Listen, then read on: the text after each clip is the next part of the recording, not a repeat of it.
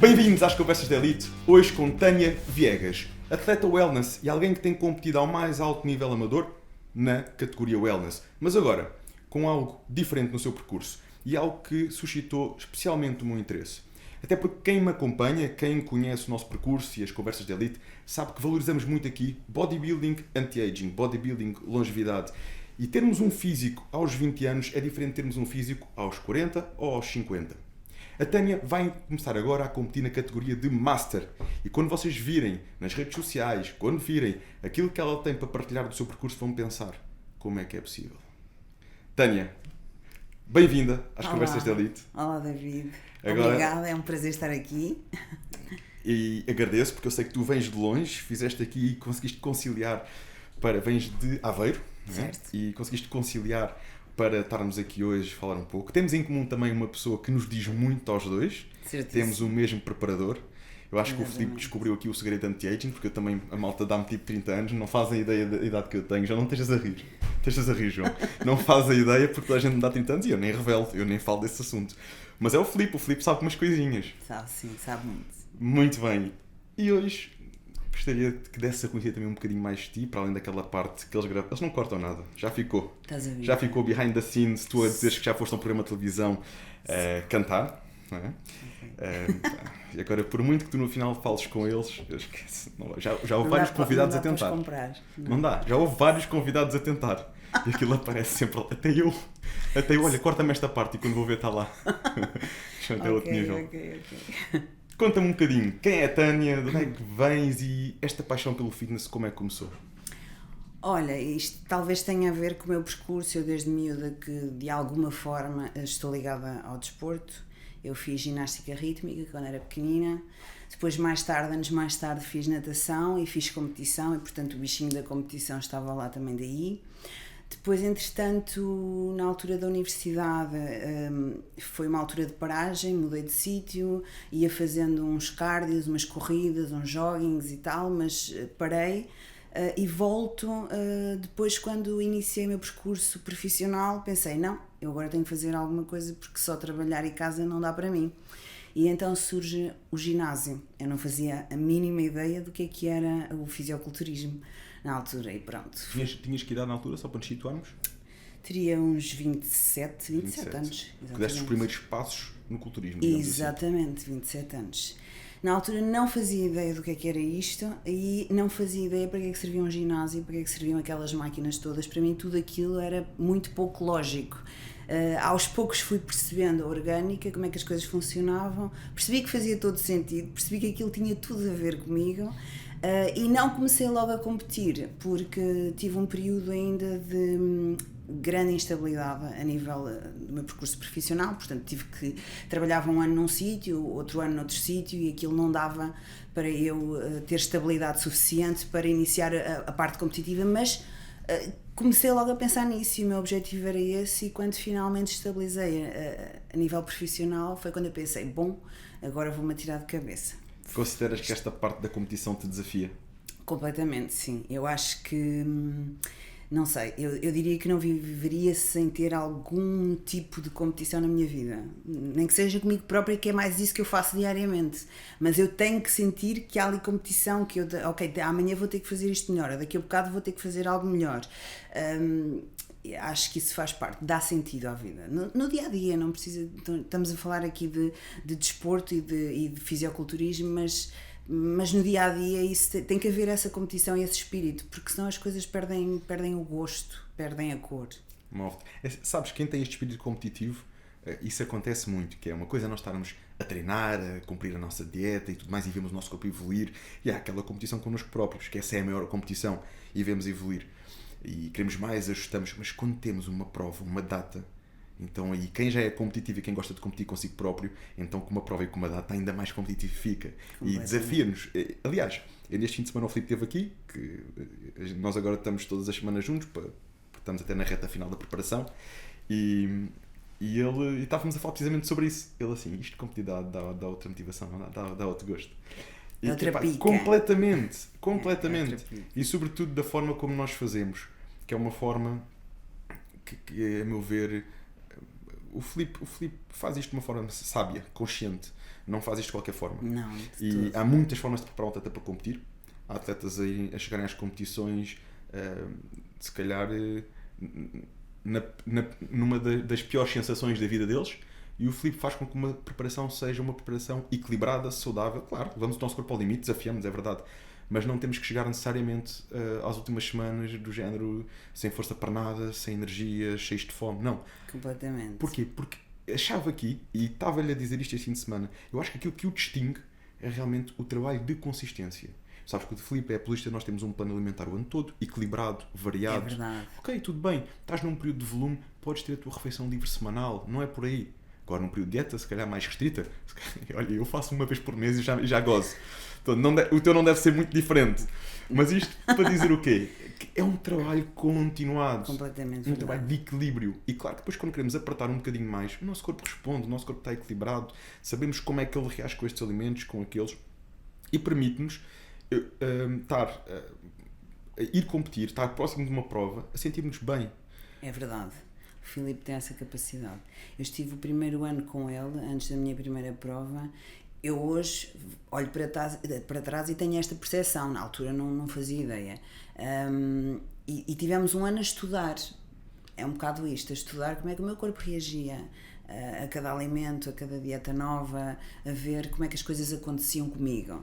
E depois de um ano, ok, fomos já à primeira competição, desta vez para vermos o que é que a categoria pedia, porque na altura nem sequer era uma categoria que fosse ainda a Olímpia, portanto ainda não estava, era uma categoria só por ser, existia... Wellness, não é? Exatamente, wellness. Eu ainda iniciei, a categoria ainda não existia oficialmente. Mas tivemos este ano, isto para dizer, que tivemos este ano a estudar o meu organismo. E a verdade é que hoje o Filipe conhece o meu corpo e a forma como ele reage melhor do que eu. Ele consegue dizer-me qual é o peso que eu vou ter na semana a seguir e acerta.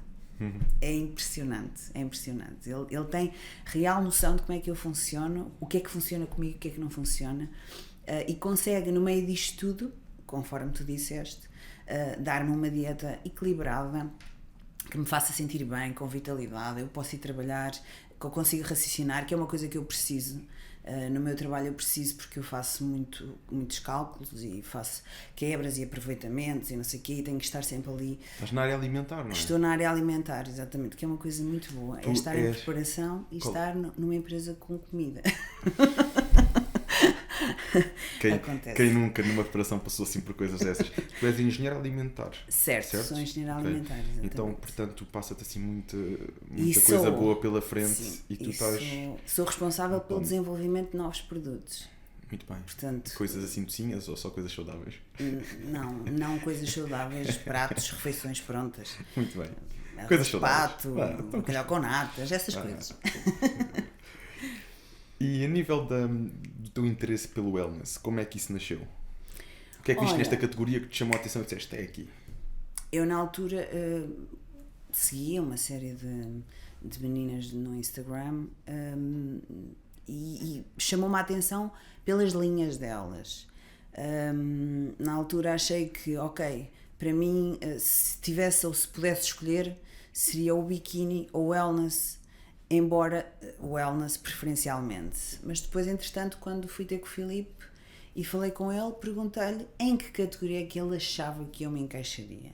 E ele na altura disse logo, olha, não me parece que seja em biquíni, porque tu és muito larga, tens ossos muito largos, não me parece que tu vás encaixar em biquíni, portanto vamos experimentar o wellness. Eu não lhe disse nada, eu não lhe disse o que é que eu gostaria, porque achei que seria mais sensato da minha parte perguntar a alguém mais entendido, quando eu na altura não percebia nada daquilo, o que é que achava, o que é que ele, enquanto coach, enquanto treinador, acharia.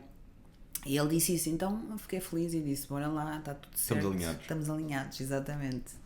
É que no wellness, aliás, houve uma altura que explodiu a categoria do biquíni. Todas as meninas que iam competir em biquíni, tal como explodiu a categoria do men's physique. Exatamente. Bastava, era quase ali aquele corpo beach boy. Exatamente. Hoje em dia já não é bem assim. Nenhuma nem outra. Nem um nem outro. A nível da qualidade, da maturidade muscular, evoluiu muito. Muito, sim. E hoje em dia estamos a falar, se calhar, de 4, 5 anos. Sim, Nem estamos a falar de uma coisa de 10 ou de 20 anos. Não, foi uma não, coisa não. a curto prazo. inicialmente explodiu, toda a gente entrava nessas categorias, hoje em dia já está com um nível completamente diferente. Sim. E agora o que eu começo a notar é que há muita passagem do biquíni para o wellness. Aliás, tenho reparado várias atletas que começam a procurar o wellness, que é a categoria típica brasileira, não é? Exatamente. Procura-se a perna, o glúteo bem trabalhado, bem volumoso e o tronco pode ser um bocadinho mais volumoso do que o biquíni, mas que seja um tronco a nível de volume, que não fique demasiado grande. E que não, exatamente, que seja estético em relação às pernas. Exatamente, sim. Pronto, e é uma categoria que exige, a nível de treinos, uma distribuição dos treinos um pouco diferente também, não? Depende muito do quais são as tuas lacunas, não é? Se calhar há aquelas meninas, as típicas brasileiras, que se calhar o esforço ou a dedicação para não é tão grande, porque elas já naturalmente são todas elas tronchudas, não é? Todas elas grandes e torneadas. Quando eu, por exemplo, tive uma limitação, eu tenho uma perna que se encaixa em wellness, mas precisava de mais volume de quadríceps, porque eu sou muito mais forte na parte de trás do que na parte da frente, e caracteristicamente quando tu tens uma parte de trás mais forte vai sobressair. O glúteo posterior responde melhor aos treinos. Exatamente, e então o quadríceps, embora não fosse pequeno, não se destacava. E portanto, e já evolui muito, mas tem sido um trabalho constante. Ok, eu tenho que aumentar o quadríceps, porque o quadríceps é que me vai dar aquela imagem de volume da perna em cima de palco. Isso era a minha lacuna. Eu tinha a perna grande, mas o meu quadríceps não é redondo, é todo ele uniforme de cima a baixo, ou seja, em cima de palco não dá tanta percepção de volume, não é um quadríceps que arredonda para fora. Então é muito parecido com o da... que agora falta o meu nome, aquela wellness, a loura. Portuguesa? Não, a brasileira, a que ficou em segundo lugar no Olímpia. Agora só me lembro. Estás mais lento disso que eu. Quando te lembrares disso? Ai, céus, isto é o nervosismo. Pronto, tenho um quadríceps como ela tem maior, ela também é toda ela é maior, mas é um quadríceps direito. E foi um trabalho que tivemos que fazer aqui um grande trabalho. Que exercícios é que apostas mais para dar esse efeito de balão, digamos assim, ao quadríceps? Não há muito a fazer. O quadríceps é o leg extension, claro, depois tens os exercícios compostos, tens o walking lunge, tens o agachamento, mas vai muito buscar ao leg extension, que é aquele que vai focar só o quadríceps. E depois aqui é jogares com estímulos diferentes. E pronto, e procurar já otimizar ali, não bater sempre no mesmo tipo de treino, porque depois acabas por acostumar o músculo àquele registro, mas basicamente é isso, foi focar ali leg extension, sim, com todos os exercícios já daquele plano de treino daquele dia. Eu faço muitos walking lunge, que gosto muito também, acho que é um exercício que não vai buscar só o quadríceps, mas vai buscar também muito quadríceps. Mas não há muito mais a fazer, é ir ao leg extension e puxares pelo quadríceps ao máximo para tentar ver se ele cresce. Quadríceps também, eu quando treino perna, e com o tempo nós vamos começando a perceber, né? E a direcionar depois o treino para aquilo que precisamos mais, mas uma das partes da perna que mais facilidade cresce em mim, às vezes até demais, chegando em algumas alturas, agora não o considero, mas chegou a algumas alturas até a ficar um pouco desproporcional, é o crescimento do glúteo. O meu glúteo crescia muito. E eu assim, puxa, eu quero crescer o quadríceps e estou a ficar com... É isso. Isso acontece-me. Eu dizia ao Filipe isso, eu dizia-lhe. E então, nós começámos a direcionar os treinos muito focados para aqueles exercícios que realmente apostam, direcionam, massacram o quadríceps. X-squat, agachamento frontal, sim, leg extension, é isso. Prensa com os pés mais em baixo, ligeiramente afastados. Começámos a direcionar e a batalhar. E digo, comecei a ver uma evolução incrível. Mas saio daquele treino com o quadríceps tudo massacrado. Consigo isolar bem. Porque eu, se meter um agachamento livre, rapidamente vou sentir a puxar muito mais pelo glúteo, que o músculo está mais desenvolvido, começa a compensar. Exatamente. Se eu meter os lunges ou um búlgaro, vou sentir muito o glúteo. Claro que puxo pelo quadríceps, mas o meu glúteo, sendo o músculo mais desenvolvido, vai-me puxar mais. E vai compensar. Então tive que começar a isolar, a tirar estes exercícios e a focar naqueles que funcionavam. E a batalhar, semana após semana, mês após mês. É isso. Claro que aquilo que tu dizes, o princípio da progressão, o nosso corpo adapta-se. Ok, se adapta, uma semana vou meter super séries, outra vou meter cargas. Tenho-me mantido muito fiel a estes exercícios. E também foi um trabalho que foi feito, já com o Filipe, né, de avaliarmos. Aliás, Eu fiz a minha primeira competição com 17 anos. 17 anos. Eras pequenino. Era pequenino. Já lá vão 12 anos. Céus. Quantos anos disto é que tu tens? Começaste com 26, não foi? Não, eu tenho muito poucos anos, eu comecei a competir. Não, mas musculação. Foi aos 27, é isso. 27. Foi quando comecei a trabalhar, sim. Já são então aqui cerca de 12 na área da musculação? 12. Exatamente. Pronto, e eu no meu caso 13, sendo que eu competi 13, 14, porque eu comecei a fazer musculação de aos 16 e talvez este meu espírito competitivo atirei-me logo aos 17. Tchau. Claro que eu só conheci o Filipe há 3 ou 4 semanas da preparação, fiz aquilo tudo da minha cabeça e o Filipe, e depois é que me apresentaram o Filipe e olha, tens aqui uma pessoa que se queres realmente ir competir, esta é a pessoa certa para te ajudar. É claro que naquela preparação já não fizemos grande coisa, acho que ele basicamente o que me ajudou ainda foi a escolher a tinta para levar para o palco, mas a partir daí começámos a trabalhar em conjunto. Pronto, e foi um longo percurso, como tu vês, desde os 17 em competição, desde os 17 até aos 29 são 12 anos. Já. Depois tive aqui uma paragem, quando abri os ginásios, de cerca de 3 anos, paragem de competições, 3 mais, foi 4 ou 5 anos.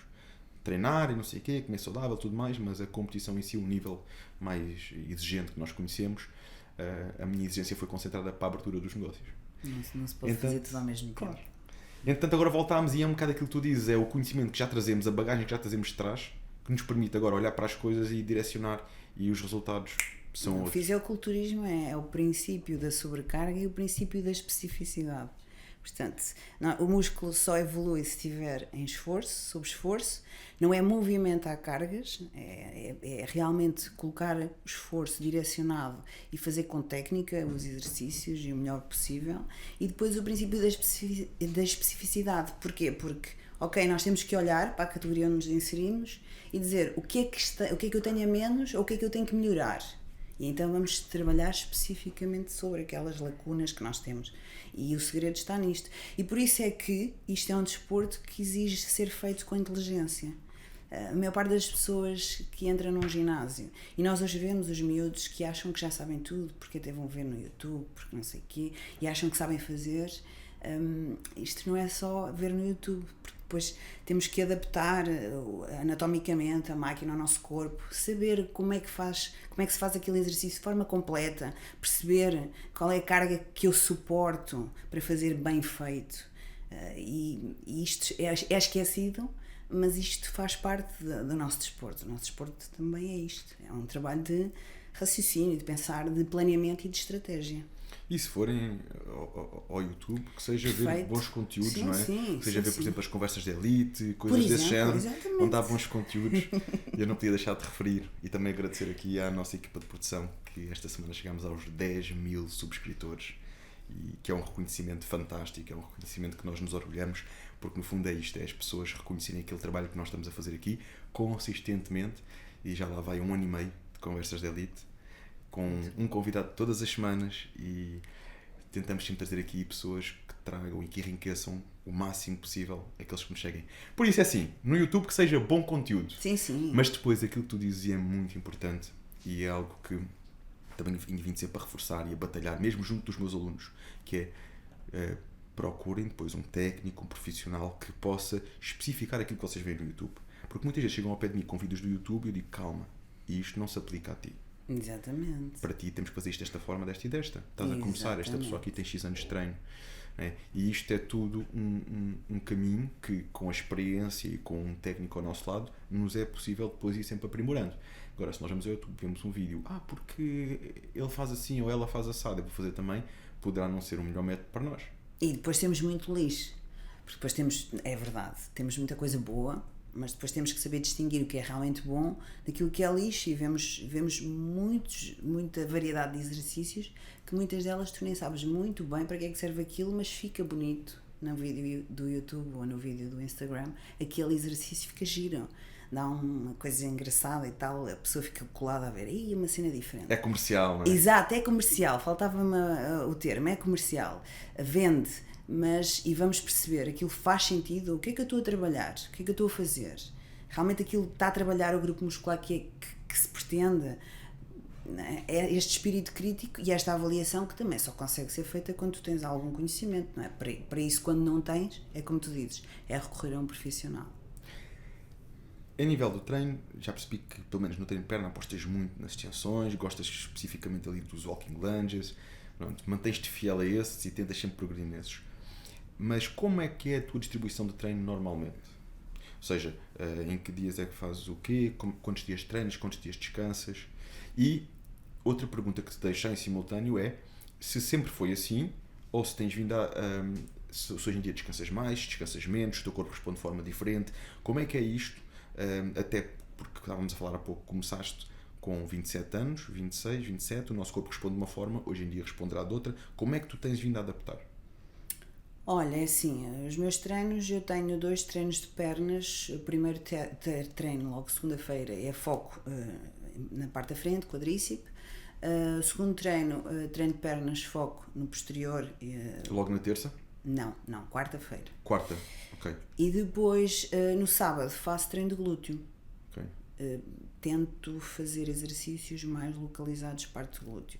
Pronto, depois, entretanto, tenho um treino de costas e ombro, outro treino de bíceps e tríceps, mas são treinos que, e agora respondendo à segunda questão, que eu fui tornando-os mais suaves, menos puxados, porque não necessitava. A determinada altura percebi que estava a ficar grande demais ao nível do tronco e então faço com a mesma seriedade e com a mesma vontade, mas não excedo na carga. Exatamente, menos carga, não preciso tanta carga, é mais um treino quase de manutenção para garantir que também não perco, mas não me interessa ganhar volume. E entretanto perdi-me nas perguntas. E se sempre foi esta a tua distribuição dos treinos, ou se hoje em dia treinas mais vezes, aliás, no fundo treinas 5 vezes por semana então? Sim. 5 vezes, descansas 2 dias? Faço cardio e só descanso um dia.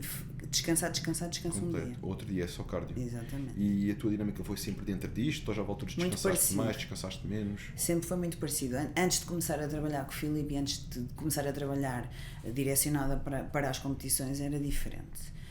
E sempre segui, mesmo antes de estar a competir, sempre segui isto com muito rigor, sempre gostei de ter a minha dieta, embora fosse eu que a fizesse e não a fazia de uma forma tão correta, mas fazia e seguia aquela dieta, e os meus treinos eram sagrados, mas era um pouquinho mais aleatório. Entretanto, quando comecei a trabalhar com o Filipe, comecei a estruturar as coisas de uma maneira mais séria, pensando exatamente nisto. Ok, eu agora tenho que trabalhar de forma a desenhar o meu corpo para a categoria onde vou estar inserida e, portanto, tem que ser um trabalho feito de forma diferente, com outra análise e uma análise crítica diferente, para ir de encontro aos objetivos. Ok. Já agora vou contextualizar, porque pode haver algumas pessoas lá em casa que não saibam quem é o Filipe que nós nos estamos a referir. E estamos a falar do Filipe Correia, que esteve aqui no podcast com o André Rebolo. O André já esteve aqui 2 vezes e vocês tanto pediram depois da primeira que ele veio a segunda. E a segunda veio com o Filipe, que é o seu preparador. Por isso. E havemos cá trazer o Filipe outra vez, que eu tenho tido muita gente a pedir para trazer cá o Filipe, porque dizem que ele falou pouco, mas quando falou foi assertivo.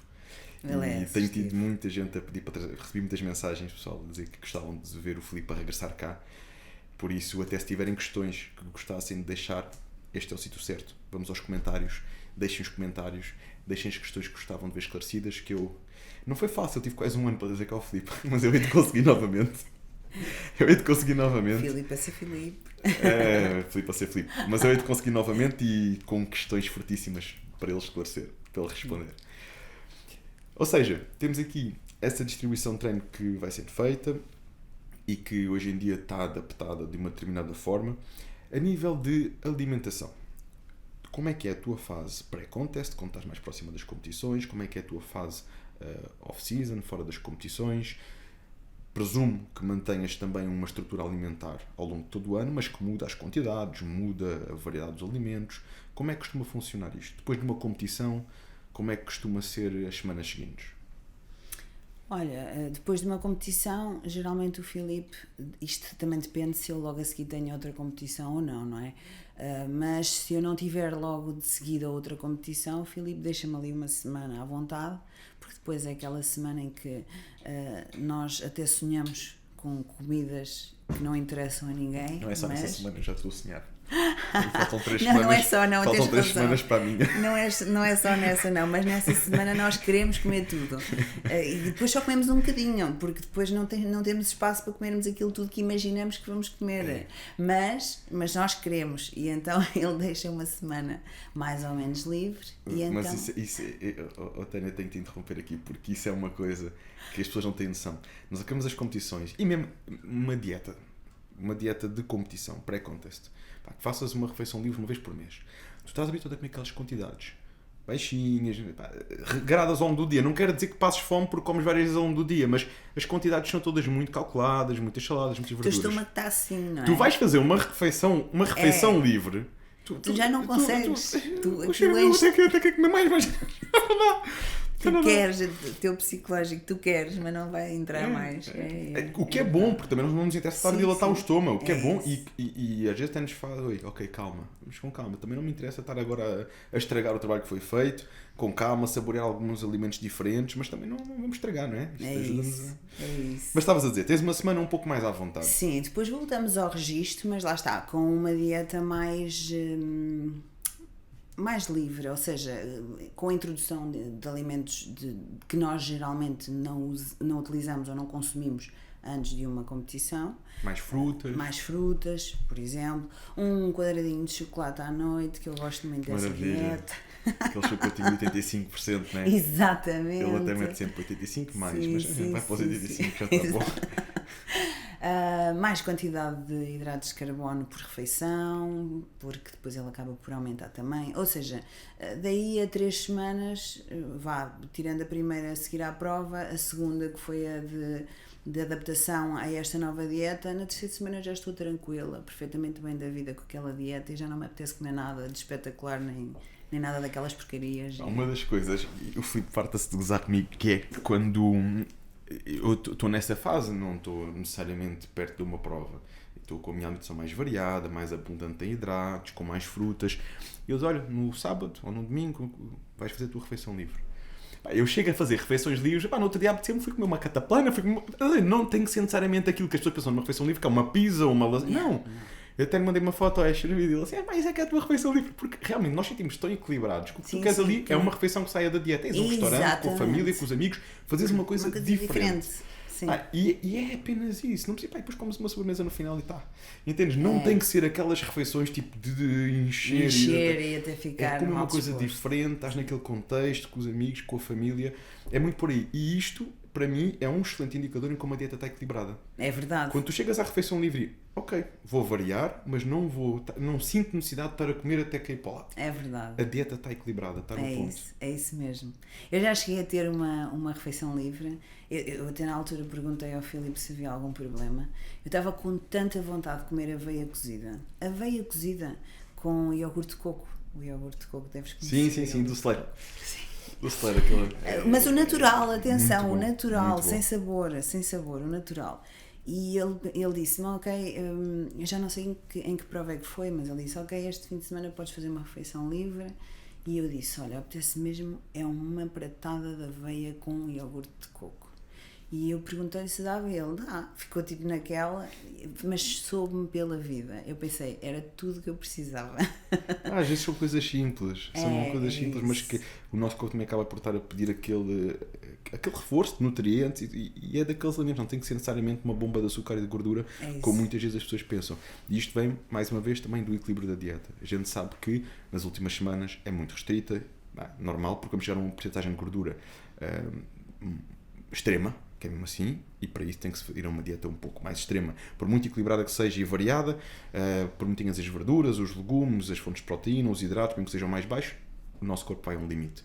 É normal na semana a seguir haver um bocadinho mais esta vontade de comer comidas mais calóricas e regular, mas depois entra-se num ponto de equilíbrio e aquilo que acontece na semana a seguir não é necessariamente aquilo que vai acontecer, nem deverá ser aquilo que vai acontecer por aí fora. Depois volta-se ao plano, não é? Exatamente. Aliás, o Filipe até usou aqui uma abordagem uma vez que foi em vez de ser uma semana completamente livre, ser uma semana, isto foi uma altura que também estive a preparar para umas sessões de fotos e uns trabalhos que eu ia ter de imagem, e que em vez da semana livre tínhamos a base da dieta.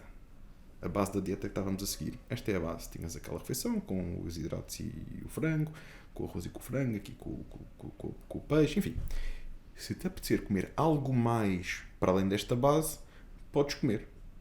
Pronto, também é uma forma interessante de nós saciamos primeiro, comes a refeição completa, com a tua salada, com o arroz, com o frango, ou com o peixe, ou com o que for, sacias. Já estás composto. Okay. Se te apetece algo mais, então adicionas. Pronto. E isso também é uma forma muito inteligente de nos trazer saciedade, de nos trazer variedade, mas sem perdermos a base nutritiva de uma alimentação. Sim, aliás, quando eu digo que na semana a seguir à prova ele dá-me uma semana livre, eu digo isto, mas ele diz-me sempre para eu manter a base da dieta que eu tinha, mas não preciso de estar a pesar ao milímetro, faço a mesma base, eu já sei, já sem quantidades, no fundo. Exatamente, não é? Sem quantidades. Ele diz-me isso. Claro, deixa-me à vontade, se me apetecer comer alguma coisa, conforme tu estavas a dizer, fora, estou à vontade. Daí eu estar a dizer, depois da prova tenho uma semana livre. Tenho uma semana livre, mas não é para comer pizza de manhã à noite, todos os dias, durante 7 dias. Eu acredito mesmo que tu não te vais sentir bem com isso. Também não ia. Acho que não é. Quando nós nos habituamos a um estilo de vida, depois essas coisas até nos podem dar gosto, se for uma vez pontual. Exatamente. Mas também fazemos e não é só isso, é tu começas a ver o teu físico a ir a um ponto, tu vês o teu trabalho a refletir-se de tal forma que tu não queres estragar isto. Sim. Não queres estragar isto. Isso é um ponto interessante. Muitas vezes me perguntam como é que eu me sinto bem com o meu corpo. Corpo para a prova, em on-season ou off-season. Como é que eu me sinto melhor? Isso é uma questão que às vezes me fazem. As pessoas que conhecem, que sabem o meu percurso e que falam comigo. E isso é uma questão interessante, porque eu acho que todos passamos por essa dúvida. E não sei se contigo acontece o mesmo. Ok, eu adoro ver-me com o corpo para subir a palco, mas eu também gosto de mim no off. Porquê? Há quem não goste. Mas é porque fazemos mas um eu off. Gosto de mim no off. E a tua linha de trabalho no off, também daquilo que vemos nas redes sociais, é um off com qualidade. É um off com qualidade. Há formas e formas de se fazer o off. Certo. E um off com qualidade permite-te o quê? Estás um pouquinho acima do peso de competição, mas continuas com os abdominais à vista, continuas com a pele afinada, continuas com... Estás a comer um pouco mais, também acabas por estar com mais energia para treinar. Não estás naquele ponto de definição extremo, ganhas volume, mais pump no treino, aquela sensação de treinares com mais hidratos. Exatamente. Agora, é um off precisamente limpo, é um off equilibrado, faz-nos sentir bem, e aí sim, claro que é assim, um corpo de competição é um corpo de competição. Okay. Mas eu tenho a plena noção que o corpo de competição vou mantê-lo para as provas. E depois a seguir vou com qualidade subir alguns alimentos, subir um pouco a massa gorda, estou bem com isso, porque subir massa gorda não é ficar gordo. Ok. Exatamente. Se eu estou a competir com 3%, vamos pôr aqui nos 8, 10. Pronto. Que é perfeitamente saudável, os abdominais estão à vista na mesma, os traços estão lá todos. Não estás com um ponto de competição, mas permite-te o quê? Treinar com mais força, treinar com mais intensidade, teres mais energia, descansar melhor, até porque não podemos esquecer que quando estamos numa massa gorda muito baixa, o nosso corpo entra num modo alerta. O que é que se está a passar, não é? É verdade. O que é que está a acontecer? E começava aqui um conjunto de sinais até que, por vezes, podem comprometer o descanso profundo. É verdade. Ou seja, o equilíbrio que é importante. E nós conseguimos ir àquele ponto de condição porque temos esse equilíbrio. Porque se nós tivermos sempre, e já vários... Aliás, já tive aqui no podcast, inclusive atletas que me partilharam experiências deste género. De começam-se a ver num ponto de competição e aquilo até está a correr bem e tinham planeado fazer 1 ou 2 provas e quando dão por eles estão a fazer provas e estão ali 6 meses a fazer provas, chega um dia que o corpo dá o berro. É preciso saber sair, relaxar um pouco, fazer ali um período, seja 6 meses, seja o que for, mas seja 3 meses, um pouco mais de caloria e depois então voltar à carga. O nosso corpo precisa disso, não é? Para restabelecer todos os níveis, água, articulações, tudo isso é importante. Eu isso até costumo deixar. Filipe diz, tu é que sabes, tu é que tens que planear a tua época de competições, mas eu gosto de deixar, gosto de saber a opinião dele e gosto de deixar que a opinião dele, que ele dê a opinião dele, porque ele conhece muito melhor o meu organismo do que eu própria, conforme eu comecei por dizer no início da nossa conversa, e ele consegue-me dizer logo, olha, eu acho que nós devíamos parar agora, porque tenho receio que o teu organismo deixe de responder. Já estamos há muito tempo em restrições, em competições, e não é? Vamos esperar agora, fazer um descanso e depois voltamos. Voltamos para o ano, voltamos na próxima época. E por mais difícil que me seja fazer essa paragem, dizer assim, ok, agora não dá mais, porque vou ter que admitir. Quando nós entramos nisto, cada prova que vem a seguir é mais difícil, porque é mais tempo que estás em restrição e que estás naquele stress. Mas vais ficando cada vez mais viciada, não, e agora vou à outra, e tu queres mais, eu ainda não consegui aqui, vou conseguir na outra. Já começa a deixar de responder da mesma forma, mas tu queres sempre mais, mas, não é? Quando estás há muito tempo naquele nível de competição. Tu queres mais, tu dizes assim, eu já estou há tanto tempo neste sacrifício que agora vou mais uma. E é preciso saber parar. É porque chega uma altura que o corpo vai se começar a defender. É isso, e por isso eu gosto de ouvir o Filipe. Ok, o Filipe diz-me, é melhor parar agora. E eu vou parar, por mais que me custe, eu vou fazê-lo, porque eu sei que ele geralmente não erra, e ele, se me diz que é melhor parar porque senão o teu corpo pode começar a não responder, ele vai acertar com certeza. Então eu digo assim, não, mais vale parar agora. Essa confiança no preparador eu acho que é muito importante para o nosso sucesso, e também é muito importante, e certamente é um fator que te leva a subir ao palco com a condição que sobes e a estar durante o ano com a condição que estás. É confiarmos em quem nós temos ao nosso lado. Completamente. Porque muitas vezes neste meio nós ouvimos um e ouvimos outro e quando damos por nós aquilo está uma grande mistura. É preciso termos realmente alguém com quem confiamos, que nos conhece e que vamos fazer isto em conjunto. E se erramos em conjunto, vamos aprender, e a seguir já não vamos errar, não é? Porque pode acontecer. Nós temos um mercado muito pequenino, nós somos um país pequenininho, e quando tu estás nisto há algum tempo, tu começas a conhecer as pessoas e vês o trabalho delas, e vês os atletas e conheces os atletas, e a verdade é que eu hoje olho e digo, eu tive uma sorte do caraças, que é mesmo esta a expressão, porque quando eu fui ter com o Filipe porque alguém me disse que o Filipe era bom. Mas eu não fazia ideia se o Filipe era realmente um bom treinador e um bom coach ou não. E eu também não percebia nada disto. Então, todos os atletas, o princípio é este. O meu treinador, o meu coach é o melhor. É o melhor até tu veres que se calhar não é. E eu não estou a falar de ninguém. Atenção, estou a mandar para o ar porque isto acontece. E depois acabas por ver situações chatas a acontecerem com atletas. E só quando acontecem essas situações chatas é que os atletas percebem que afinal aquela pessoa não era o melhor. E a verdade é que realmente o Filipe é o melhor. Ele é muito bom no que faz. É uma pessoa que tem conhecimento, tem muito conhecimento, tem muito respeito pelo teu corpo, pela tua saúde. E é uma pessoa muito, muito equilibrada. Sabe quando é que deve fazer, o que deve fazer. Não tenho nada a dizer.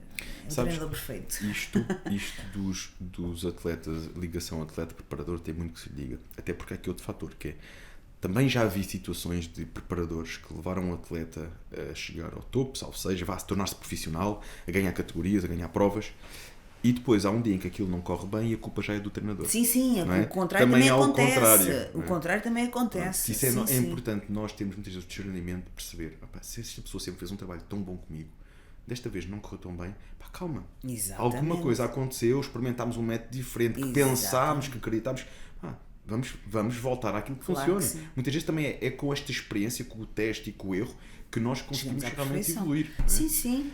Aliás, tivemos aqui muito recentemente o preparador, o treinador de uma atleta olímpica, Patrícia Mamona. Sim. E ele fala precisamente disto. Ele diz, a Patrícia está onde está por muitos erros que eu cometi no passado com outros atletas. Completamente verdade. Sim.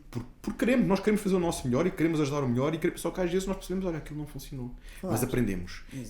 Até que com aquele atleta ou com outro atleta vai haver um dia em que aquilo supostamente vai responder cada vez melhor, não é? Sim. Porque a experiência vem com o tempo e temos que ter, sim. tanto o atleta como o treinador tem que ter esta humildade e esta maturidade de perceber e analisar friamente as coisas. E eu dou um conselho aos atletas que vão ver este podcast, que vão ser muitos, com certeza, que pensem antes de mudar o seu treinador, precisamente por causa disto. Tem que haver um trabalho e o treinador tem que ter tempo para conhecer o comportamento do teu corpo e perceber, ok, este método não funcionou, não correu tão bem, é como o David diz, é como tu dizes, não correu bem, da próxima vai correr melhor porque eu já percebi que esta estratégia para ti não funciona.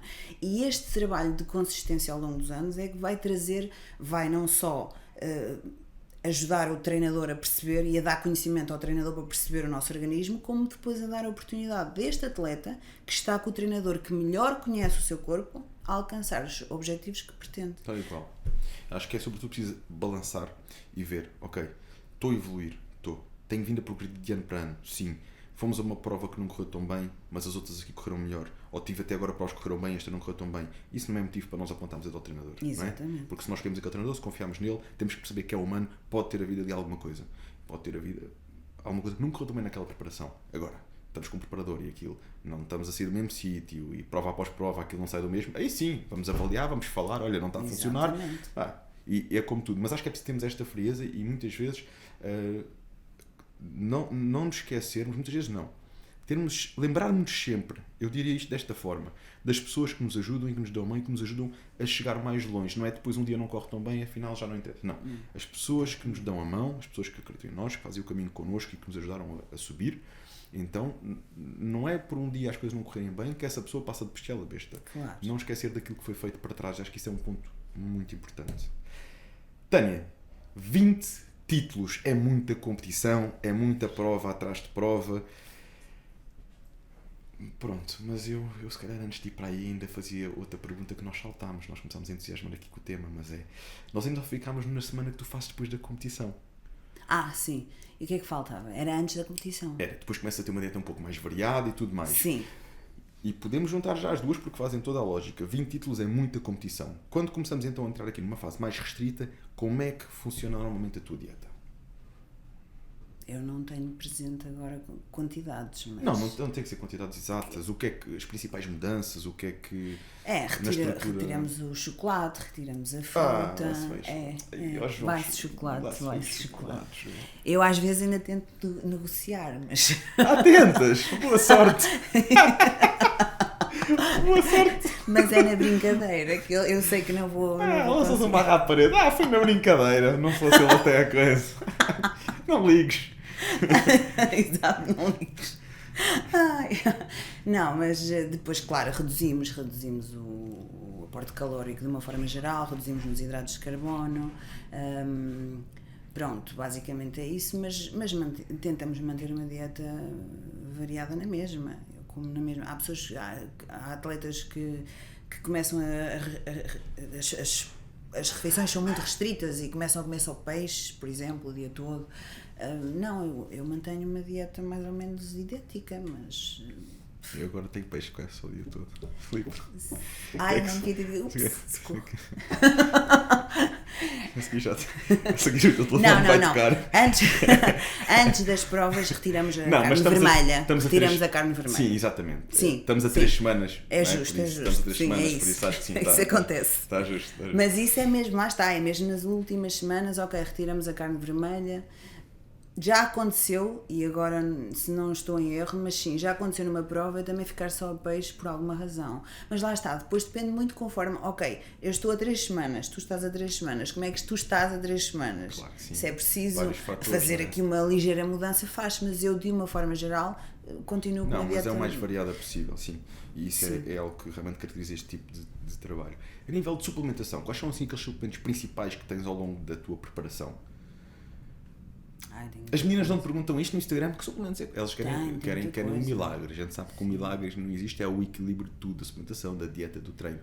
Mas que suplementos é que... Tenho os EAAs, tenho a creatina, aminoácidos. Tenho a glutamina, sim, tenho os aminoácidos, glutamina, creatina, tenho a proteína, tenho a whey, pronto. Depois tenho muitas parte de macas, vitaminas, vitamina D3, tenho uma série de coisas, tenho magnésio, tenho zinco.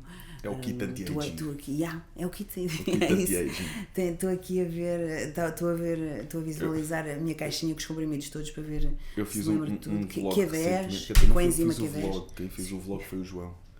O João é que fez o vlog. Eu só gravei, ele é que fez o vlog e depois mandou-me o vlog feito. E no vlog eu mostrava os meus suplementos. E bum, recebi muitas perguntas. Mas toma-se isso tudo. É o meu kit anti-aging. Já agora quem quiser, Building the Classic Physique 7 Weeks Out. E agora vai sair outro. Aliás, quando este podcast sair já está outro no ar. Eu estou a apostar tudo no João. João, quando é que tu traz o microfone para começar a responder? Isto assim ficou um monólogo. O Tiago disse assim, não, a gente vai trazer o microfone para começar a responder. Eu estou à espera até hoje. Mas pronto, não, o João é assim. Mas depois vinga-se quando faz a edição dos vídeos. Ele vinga-se, não fica descansado. Fica descansado que ele não deixa ali nada guardado. Mas estes suplementos, no fundo, também não têm necessariamente só a ver com performance, mas sim performance/saúde, que é um ponto também aqui muito importante. Não é? Por isso é que eu fiquei a pensar. Porque realmente aqui há uns que são especificamente, e têm especificamente a ver com a minha parte de preparação e de otimização do trabalho que estamos a desenvolver para a prova. Os outros têm a ver com saúde, é isso. E agora, voltando aqui aos 20 títulos, qual foi a prova que te deu mais pica até hoje, mais motivação? Conta-me. Há sempre uma prova que nos marca, não é? Sim. Já fizeste várias a nível nacional, internacional? Sim. Eu tenho uma que me marcou, que foi o europeu em 2020. Nós arrancámos, saímos daqui. Exato. Em 2020 eu fui campeã nacional. Foi em 2020. Tanto pela UABA, nesse ano ainda competi pela UABA, como pela IFBB Pro League. E nesse ano fui... Sem pontas soltas. Foi logo as duas. Foi as duas. É para ser em grande. Foi mesmo em grande. E nesse ano o Filipe disse, olha, porquê que não vamos a Alicante? E eu disse, isto agora também não devia ser gravado. Ele, Filipe, eu não tenho dinheiro. Mas sabe que isto é uma realidade... Eu não tenho dinheiro. É uma realidade muito até importante de se referir, não é? Porque este desporto, e ainda agora falámos dos suplementos. Quando nós começamos a juntar suplementos, quando começamos a juntar a alimentação, quando começamos a juntar tudo aquilo que requer uma preparação, é um investimento muito grande. Muito. Manter o físico que se vê, um físico competitivo, é um físico que requer um investimento. Muito grande. E eu digo investimento porque eu vejo isto como um investimento. Nós estamos a investir em nós, na nossa saúde, na nossa condição, e vamos tirar um retorno disso. Seja na nossa área profissional, seja de que forma for, mas à partida, eu recomendo sempre e apoio fortemente todos aqueles que procuram potenciar o seu trabalho através do acompanhamento, dos treinos, dos PTs, tendo um negócio, tendo conteúdos no YouTube que sejam bons e que sejam informativos. Porque não podemos ficar só à espera do palco, de subir a um palco, ganhar um prémio monetário para pagar a preparação. Nunca. Temos que ser empreendedores o suficiente para fazer esse investimento rentabilizar em vários aspectos. E isso que tu dizes é uma realidade. Muitas vezes os atletas veem-se num ponto, como é que eu posso rentabilizar isto, como é que eu posso meter a máquina a funcionar para eu poder fazer estas provas, para poder continuar a mostrar o meu trabalho. E o que é facto é que quanto mais inspirador esse trabalho é, naturalmente conseguimos rentabilizá-lo melhor. Completamente. Como é que deste a volta a isto? Olha, não sei. Eu sei que na altura disse, ok, falei com o André, com o meu companheiro, e disse, olha, o Filipe está com esta ideia mirabolante de nós irmos a Alicante, que seria a minha primeira prova fora do país. Ainda em 2020? Ainda em 2020. Lá conseguimos, arrancámos, fomos, foi uma aventura, porque íamos anjinhos. Não fazíamos a mínima ideia de para onde é que íamos, o que é que ia acontecer, o que é que íamos ver. E a verdade é que eu subi a palco com, se não estou em erro, 17 ou 18 atletas. Inclusivamente, eu estive em palco com a Juju. E ela ganhou o Procard dela nessa prova. Portanto, foi muito giro. Foi a minha oportunidade de a conhecer, a ela, a Charlene, que ficou na altura em terceiro lugar, que o ano passado esteve também, tinha a oportunidade, a possibilidade de ir à Olímpia, não foi, não sei se foi por causa de vistos ou da situação de entrada. Pelo menos no Brasil houve muitas situações dessas, de vistos e de coisas desse. Pronto, e elas, tanto a Juju como a Charlene, ainda não foram à Olímpia por causa disso. Elas são as duas de França, estão as duas Já o Filipe Franco, estamos a falar do Brasil, são situações que eu tive um bocadinho mais dentro do assunto, que também teve apuramento para a Olímpia o ano passado. Aliás, ele apurou-se cá em Portugal, conseguiu o apuramento para a Olímpia cá em Portugal, numa competição em Portugal, e depois não conseguiu também por causa de vistos. Exatamente.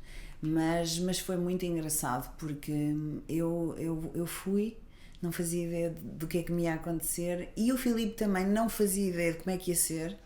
E de repente percebemos que aquilo era uma prova gigante, que estávamos altíssimo, que estávamos em Espanha e aquilo lá bomba no que diz respeito às competições de bodybuilding, de fisiculturismo, e que eu de repente estava a subir a palco com mais 16 ou 17 atletas, inclusive a Juju, que foi lá buscar o Procard dela. E foste um top 6. Sim, aliás, eu fiz top 5. Top 5. Eu digo top 6 porque normalmente depois há 6 finalistas, não é? Ou é 5? Exato. Há 6 Acho que sim. finalistas. Sim. Pronto. E É depois isso classificam mesmo. aos 6 Sim, finalistas, sim, exatamente. É isso mesmo. Pá, e numa prova daquele nível Foi, e tivemos um realmente... incidente terrível, porque eu tinha tido uma prova recentemente, provavelmente foi essa em que eu me tornei campeã, foi a anterior, e eu não tinha conseguido tirar bem a tinta, ou seja, eu ainda tive a desvantagem de subir a palco toda manchada, porque não tinha conseguido tirar bem a tinta, e quando fui pôr as primeiras camadas de tinta, e o Filipe percebe que eu estava cheia de manchas na zona do glúteo, logo na zona do glúteo, podia ter sido no braço, logo na zona do glúteo e perna cheia de manchas. Se vocês forem às fotografias vão perceber que as manchas estão lá, mas ainda assim fizemos um top 5 e viemos muito felizes. Foi a nossa primeira prova lá fora. Essa marcou-me por isso. Claro que ser campeã nacional me marcou, e é um orgulho enorme ser campeã nacional. E foi uma prova muito bonita. Aliás, todas as nossas provas cá em Portugal são muito bem organizadas e são muito bonitas de se ver, vale a pena. Mas a outra marca-me mais porque foi a minha primeira vez a ir lá fora e ver aquela grandiosidade toda. Então, por ser novidade e por ter sido uma coisa diferente, sim, marcou-me. E essa prova veio de quantas provas seguidas é que já tinhas feito na altura? Ai, não me recordo. Foste campeã nacional pela UABA, foste campeã nacional pela IFBB Pro League. Pela Pro League, e depois fizeste essa provavelmente prova lá depois fora. a seguir fiz essa, e eu não sei se foram seguidas depois... ou foram seguidas, sim, foram seguidas. Quantas provas no máximo seguidas já fizeste? Ai, pá, umas 4 ou 5 seguidas. Com uma semana, mais tempo? É assim, infelizmente, geralmente é com mais tempo, às vezes tenho ali um mês de intervalo. Umas semanas de intervalo, que é sempre ingrato. Quase que era preferível se elas fossem mais realmente juntas. Mais juntas. E como é que fazes depois este trabalho de manutenção? Estás naquele ponto de condição? Como é que normalmente é feito entre uma prova e outra, que tenhas, por exemplo, 4 semanas? Como é que normalmente fazes este trabalho de manutenção? Achas mais fácil, mais difícil? É mais difícil. Aliás, eu tinha ideia que era mais fácil. Depois de lá estarmos naquela condição, que era mais fácil manter. Não, é mais fácil tu manteres. Como é que eu te vou explicar isto? Psicologicamente, talvez mais desgastante.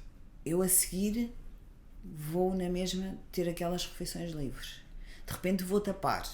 Psicologicamente, era aqui que eu queria dizer, psicologicamente é mais difícil, porque tu estás naquela fase em que não te satisfizeste, ainda não estás completamente equilibrado, com o teu organismo equilibrado, já estás outra vez, mas já estás todo tapado, e de repente pensas, e será que eu vou conseguir agora voltar a destapar isto? Não estás mal, porque tu não tens tempo para ficar mal, mas já não estás bem para subir a palco. Sim. Ou seja, mas já tenho mais uma competição daqui a 3 ou 4 semanas. É isso, né? Tu dás um passo atrás, porque acabaste por fazer a refeição livre e por ter aquelas... Sim, fizeste a carga de hidratos para a prova e tudo mais, já que fizeste isso, fazes a refeição livre, descontrais um bocado naquele dia, também nem podia ser de outra forma. É isso mesmo. Se tivesse uma competição algum dia a seguir. É isso mesmo. O que acontece é isto. Tu não estragas completamente o corpo, ou seja, dás um passo atrás para depois dar outra vez o para a frente. Então há ali um interregno em que psicologicamente é desgastante. Mas por vezes até o corpo reage bem a isto, que é, estamos numa fase mais restrita, de repente temos ali realmente a carga de hidratos para a prova, fazes a tal refeição livre, pumba, voltas ao plano. Sim. Por vezes o corpo até tira um bom proveito deste estímulo metabólico. Se não for demasiadas vezes, porque a determinada altura este vai, vem, depois deixa de responder. Quando tu queres que ele vá, já não vai. Mas sim, se não for demasiadas vezes, ele responde bem. A seguir volta outra vez. E tu normalmente nestas circunstâncias fazes só esse dia da competição depois mais à vontade? Fazes mais dias na semana a seguir? Costumo fazer esse dia, ou seja, final de prova, se me apetecer comer uma refeição livre como, e depois no dia a seguir tenho o dia livre, e a seguir voltas. Embora geralmente tenho o resto da semana na mesma, para comer bem, limpo, mas sem pensar em quantidades, para depois voltar a baixar outra vez. Ok. Para depois teres 3 semanas novamente. Exatamente, a tentar recompor.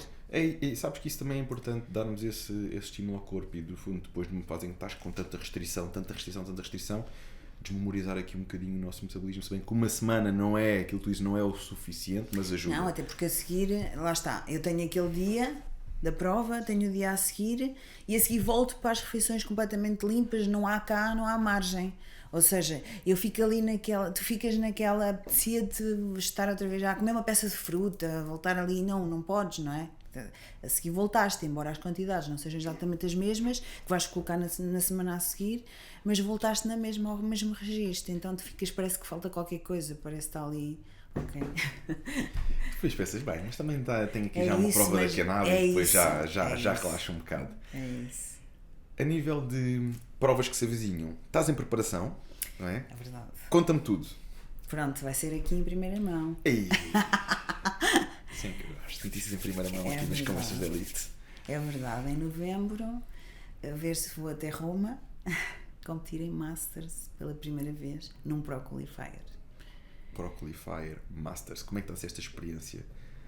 Esta preparação, como é que o teu grupo está a responder? Nós Aliás, começamos. vamos fazer aqui um ponto antes. Tu fizeste uma competição recentemente, várias, no início do ano, não foi? A tua última competição foi quê? Em junho? Boa. Foi em junho, foi aqui em Lisboa, sim. Tiveste várias seguidas, não foi? Fomos a Alicante, novamente. Alicante. Fizeste ali quase com um compasso do mês, não é? Abril, maio, junho. Exatamente. Abril, maio e junho tiveste aqui em Exatamente. competições atrás de competições, no fundo. Deste agora aqui uma pausa e estás novamente de regresso para uma nova preparação. Que foi uma coisa assim, mais uma vez, foi uma coisa maluca, porque eu tinha pensado, tinha-me mentalizado, ok, para este ano já chega, vou fazer aqui uma pausa, para o ano voltamos. E entretanto, eis que o Filipe diz: e se fôssemos até Roma ao Pro Qualifier em Masters? E eu, ai meu Deus, lá vamos nós outra vez. Eu não digo que não. Quando o Filipe acha que se calhar é uma boa ideia, eu penso, vai ser uma boa ideia. Eu aproveito logo a oportunidade, porque nós que andamos nisto, nós queremos ir sempre a mais uma, não é? Eu tinha mentalizado que não ia a mais nenhuma este ano. Tinha mentalizado, não era o que eu queria, mas tinha mentalizado. Então ele abriu aqui a janela e eu, ok, nem a tarde nem a cedo, vamos lá. E então estamos agora em preparação. Estás há quantas semanas? Começaste a... Estou na segunda semana. Segunda semana de preparação. O teu corpo está a responder bem? Está a responder muito bem. Porque assim, tu juntaste agora, tiveste há mesmo um período de férias, aqui uns diazinhos de férias, sim, não foi? Sim, porque estas férias tinham sido marcadas a pensar que não haveria que mais não ias fazer. Exatamente. Então, mantiveste as férias. Mas deixa-me dizer-te uma coisa. Seguir, e eu considero uma pessoa muito disciplinada. O meu plano é para seguir, eu sigo. Mas ir de férias e seguir o plano mete respeito. Sim. Eu sou um bocado masoquista. Mete respeito, porque assim, eu prefiro é para ir de férias aquela semana. Eu também te digo, talvez pela minha idade e pelo espírito empreendedor que eu considero que tenho, não faço muitas férias. Para já, e de fazer. Não faço muitas férias, mas quando faço, que seja ali um fim de semanazinho prolongado, a esticar, aqueles dias é para relaxar. Sim, Seja para onde for, aqueles dias é para relaxar. E tu foste de férias, sim, mas com o foco, um pequeno almoço do hotel sem... eu levava a minha balança, os meus cornflakes, que eu agora estou a comer cornflakes. Então, mas é uma dieta grande. É uma dieta com grande. cornflakes. Mas vias ali aquelas coisinhas todas do pequeno almoço do Sim, hotel. mas eu levava as minhas coisas e as pessoas olhavam para mim e deviam pensar que freak. Eu a tirar da marmita. Mente blindada. Não, mas eu também já não fazia férias há alguns anos. As minhas férias eram tirar férias para ir às provas. E entretanto este ano o André, pronto, lá está, nós temos que ter isto. O fisiculturismo é isto. A nossa vida passa a estar direcionada para isto e as pessoas que estão à nossa volta acabam também por ser absorvidas nesta vida. E então ele disse, não, nós temos de tirar férias, eu já não tiro férias há muito tempo, eu preciso descansar, preciso de sair daqui, não sei o quê. E então, como eu tinha decidido que não ia competir mais, eu disse, ok, então vamos lá de férias. Pronto, quando depois houve esta mudança de planos, eu disse logo ao Filipe, não te preocupes, que eu vou e eu levo tudo e eu faço tudo e não há problema nenhum, vamos manter. Porque ele até disse, na altura disse, não vejo grande problema se for uma semanita, desde que não abuses. Se for uma semanita, disse, não vale a pena, se é para começar, e eu vou fazer tudo direitinho, mandas-me a dieta e eu faço tudo direitinho, e pronto. Estamos no foco, então a prova vai ser em novembro. Exatamente, em novembro. E a tua estreia é em Masters. É. Muito bem. Quais são as perguntas que mais te fazem nas redes sociais? E vejo que também partilhas aqui muitos conteúdos de treino, de mesmo o teu próprio trabalho que vais mostrando através de fotografias, sessões fotográficas. Conta-me um bocadinho, quais são as perguntas que mais te fazem, as curiosidades? As perguntas mais comuns é realmente o tipo de suplementação que eu faço. Tenho muita gente a perguntar-me quais são as whey's que eu recomendo, porque depois também querem escolher a melhor proteína. A nível de treino, não é tanto as perguntas, mas as interações. Eu vejo que as pessoas gostam muito quando eu partilho conteúdos dos meus treinos ou dos exercícios que eu estou a fazer. As pessoas gostam imenso disso. Exercício para bumbum. É É sempre isso. aquele que... É isso, vende. Vende. O pessoal quer sempre... Quais são os que recomendas? Para bumbum? Sim. Eu faço imensos. Eu faço a patada, gosto imenso de fazer a patada. Faço agachamento de terra, sumo, deixem-me pensar, eu faço imensos. Faço o lanche estático, só com uma perna, que puxa bem também.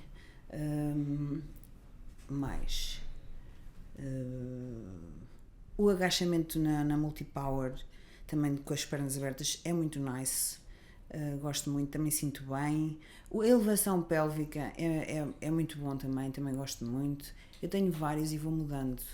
O de glúteos, como é um treino, no meu caso, eu treino glúteos já a um nível mais de detalhe. Eu quero desenvolver ali um bocadinho mais ali de lado, então eu vou tentar procurar coisas que me puxem ali mais ali o glúteo médio, pronto. Não é tanto uma questão de ganho de volume, mas é uma questão de trabalho de detalhe, sim. Sim, tu recentemente foste até convidada pelo Gabriel para o canal sim. Lembra-me o nome do canal? O canal Muscle TV, Muscle. Ele tem feito aqui umas dinâmicas muito interessantes sim. na área do fitness em Portugal e inclusive convidou-te, não foi, para partilhar aqui algumas dicas de treino. Sim. Como é que correu esta experiência? Olha, correu muito melhor do que aquilo que eu estava à espera, curiosamente. Não desvalorizando, porque ele já tem imensa gente que o segue, mas eu fiquei bem. Teve muito mais as minhas expectativas não estavam tão altas. Tive bastantes visualizações, tive muita gente a dizer que estava espetacular o vídeo. E pronto, e a minha intenção realmente é começar a fazer mais vídeos de treinos, a dar sugestões às meninas, direcionar mais até para as meninas, porque são elas, é o público-alvo, aquele público que tem mais interesse, para sugerir treinos diferentes, estímulos diferentes. Sim, quero ver se começo a fazer um trabalho nesse sentido, porque percebi que realmente as pessoas gostavam. Que houve adesão, não é? Houve algumas mensagens que daí tenham vindo mais específicas com algumas diretamente para mim não, mas o Gabriel depois comentou comigo que sim, que tinha tido feedback. Tive algumas mensagens de público brasileiro, mas foram mensagens de apoio, não foi a fazer nenhuma questão em específico, foi público brasileiro que acompanha o Gabriel e que depois, entretanto, ao ver o vídeo, mandou-me mensagens a dizer que eu estava muito bem, que gostavam muito do meu físico, que tinham gostado muito do vídeo. E o Gabriel disse que sim, que tinha tido muitas interações, que tinha sido o vídeo com o maior número de interações que ele tinha tido até ao momento. Muito bem, acho que é um excelente indicador e é um indicador que deves apostar mais nesta vertente. É isso. E é uma área que já viste que as pessoas gostam, quer saber as tuas... Sabes o título do vídeo? Como trabalhar o bumbum? Como trabalhar o bumbum. Acho que é isso. Pronto, procurem aí como trabalhar o bumbum e vão encontrar as dicas da Tânia para ficarem com o bumbum ainda mais empinado. E realmente, se é uma coisa que as pessoas procuram, é algo que realmente faz sentido, não é? Irmos partilhando, porque no fundo é isto, sabes? E muitas vezes o pessoal quer chegar mais longe e aquilo que nós falamos há pouco, retirar retorno do investimento que fazem. E isso acontece quando nós damos algo de único, que é algo que as pessoas procuram. É? E quando nós percebemos que podemos ajudar as pessoas nesse sentido, se possa ajudar mais mulheres a desenvolverem o glúteo, que é um músculo que tanto é procurado, estratégias e tudo mais para se conseguir desenvolver, sobretudo pelas mulheres, então por que não direcionar para isso e ajudar outras pessoas? É sobretudo este ponto que depois nos permite retirar chegar mais longe, tirar retorno do investimento que se faz muitas vezes numa preparação, e que foi um ponto que tu falaste, não é? Que cheguei a uma preparação que eu, e agora? Como é que eu vou dar continuidade à preparação? Isto requer investimento, não é? Como é que eu vou dar continuidade a isto? Uma coisa é que a gente fazer um trabalho de manutenção, outra coisa é a gente fazer um trabalho de competição que exige mais, não é? E isso muitas vezes faz-nos perceber que há pontos de talento e pontos que têm que ser explorados. Que mensagens, dicas gostavas de deixar para quem está a começar, para quem ambiciona um dia competir também ao teu nível do wellness? Conta-me. Olha, assim, em primeiro, o André Rebolo tem uma frase que eu acho que faz todo sentido, que ele diz que acha que o nosso desporto é o mais difícil deles todos. Porquê? Porque não exige só toda a dedicação e todo o esforço no treino propriamente dito, mas depois toda a vida, toda a nossa rotina diária vai estar condicionada e vai andar à volta do nosso desporto, porque depois nós temos que fazer horários para a alimentação, horários para acordar, para dormir, temos que beber aquelas quantidades de água, não interessa se trabalhamos, qual é o nosso trabalho, se podemos sair para beber água, temos que o fazer.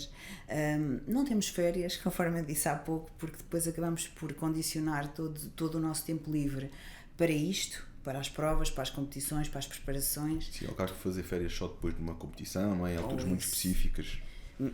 Tem que ser tudo isso tem que ser julgado e considerado. Muito bem julgado, exatamente. Eu, por exemplo, nós temos 22 dias de férias e eu já tive alturas em que os 22 dias de férias foi para andar a fazer viagens e a tirar dias para as preparações, porque depois não basta tirar o dia da prova, até porque as provas geralmente são ao fim de semana, mas uma semana antes convém estar em casa, porque já não estamos provavelmente com aquela condição para trabalhar, para fazer a vida normal, queremos é focar-nos na prova que vamos ter. Pronto, isto para dizer o quê? De facto, isto é um desporto que mais do que esforço e dedicação tem que haver muito amor, porque senão nada disto faz sentido. Nós condicionamos ano após ano, dia após dia, ano após ano a nossa vida para isto, portanto tem que valer a pena, nós temos que gostar para não nos arrependermos, porque isto é a vida, a nossa vida passa a ser o fisioculturismo, passa a ser o bodybuilding, portanto temos que gostar muito e sim, temos que nos dedicar, sim, temos que levar isto a sério. Sobretudo se queremos que os resultados apareçam, não é? Certo, sobretudo se queremos ver resultados e ter sucesso. O André Rebolo disse isso e fez-me lembrar precisamente de um convidado que tivemos aqui muito recentemente, que falei ainda há pouco dele, José Uva, treinador da Patrícia Mamona. Eu gosto sempre de ver, depois no final dos episódios, os picos da audiência. Quais são aqueles pontos que o público vê mais vezes e que normalmente o que acontece é, imagina que há um excerto, algum assunto que prende mais, tu vais partilhar, olha, vê aqui entre este minuto e este, e por aí fora. E normalmente há sempre, isso faz-me identificar picos de audiência entre determinados pontos do vídeo. E o maior pico de audiência que ele teve no episódio dele foi precisamente quando ele diz: não basta a Patrícia vir aos treinos completamente focada e empenhada nos treinos, porque o dia tem 24 horas. Se nós treinarmos durante 4 horas num dia, ela tem outras 20 horas que ela tem que viver com o mindset de uma atleta de alta competição. E isto depois traz-nos para outro ponto, que é aquelas pessoas que são muito focadas no treino, mas no resto do dia não mantêm o foco. E depois há aqueles que até só são focados no treino, mas que conseguem, ou que até podem não ter o mesmo talento no treino, mas que até conseguem em tudo o resto ser muito disciplinados. E isto depois vai colocar o atleta num determinado nível, não é?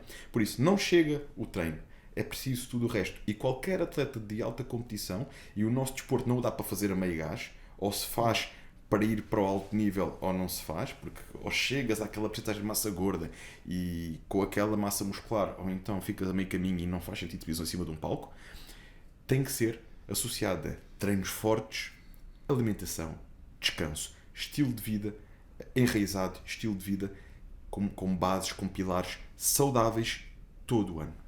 Não quer dizer que não fizemos uma competição, tirar uma semana de férias, descansar um pouco, mas por norma e os restantes dias têm que ser com este estilo de vida. Temos que gostar, porque não há outra forma de fazer isto. Sim, temos que gostar. Tu gostas, tu vives, tu envolves-te com este estilo de vida, isto faz-te sentido e segues.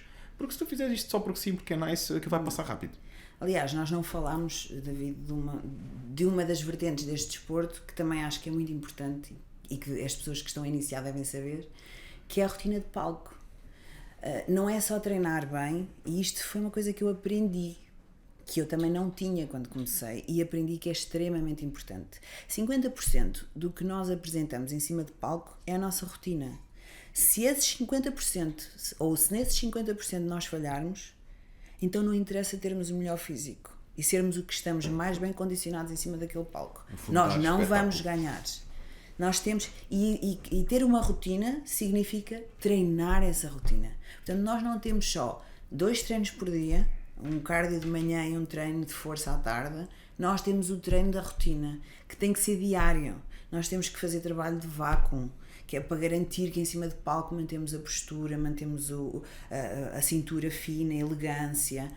Tudo isso é um treino diário. Ou seja, nós, para além da nossa vida e das nossas obrigações diárias, nós temos que ter tempo para isto tudo. E portanto temos que estar cientes, se vamos começar, se somos iniciantes, temos que estar cientes que tudo isto vai fazer parte do dia-a-dia. Não é só gastar 4 horas num treino, ou 2 horas num treino de manhã e 2 horas num treino à tarde. É só preciso mais 1 hora de treino de posing, mais os vácuos, mais isso tudo, e portanto é e tempo. O vácuo, que é muito importante, a rotina de poses cada vez mais é valorizada, até porque procura-se dar um espetáculo que seja agradável. Exatamente. Não é? Já não se quer o culturismo típico de chegar ali e mostrar os músculos de qualquer forma. Não. Quer-se fazer um espetáculo bonito, uma rotina bonita, que cativa o público. Porque no fundo, não podemos esquecer que aquilo é um espetáculo. Não é? Certo. Aquilo é um espetáculo e tudo conta. Não é só fazermos um trabalho de colocar o físico numa condição brutal, mas também saber mostrá-lo com toda a classe que isso envolve e que hoje em dia se exige. E isso é um ponto cada vez mais valorizado. Sim, sim. O vácuo, eu reparei também no outro dia que puseste um vídeo de vácuo. Quem dera muita gente conseguir fazer aquele vácuo. E isso também requer, não é? O treino diário. Diário. Sim. Eu também comecei do zero, também não fazia ideia. E fui fazendo sozinha, a ver vídeos. Lá está, há vídeos no YouTube que são extremamente interessantes e vale a pena. E o vácuo não é só para o que as pessoas pensam, que é para ficar com a cintura mais fina. Ajuda-nos a trabalhar o transverso do abdômen, que por sua vez proporciona uma cintura mais fina, mas é também uma massagem aos órgãos internos, que nos faz ativar os órgãos internos, manter toda essa zona mais saudável. Exatamente. E evitar a tal dilatação. Ou seja, tem um efeito estético, mas tem também um efeito a nível de saúde. Sim, e por isso é que isso tem sido cada vez tão até a nível valorizado. intestinal e tudo, é muito bom. Sim, sim. Tânia, estamos a chegar ao final da nossa conversa. Já deixaste aí uma mensagem forte para quem nos segue. Onde é que as pessoas te podem acompanhar? No Instagram, para já, no Instagram, sim. tviegas_wellness.oficial. Deixar muito like, subscrever, partilhar com toda a gente que vocês acham que pode beneficiar deste podcast, deste episódio e das partilhas que foram aqui feitas.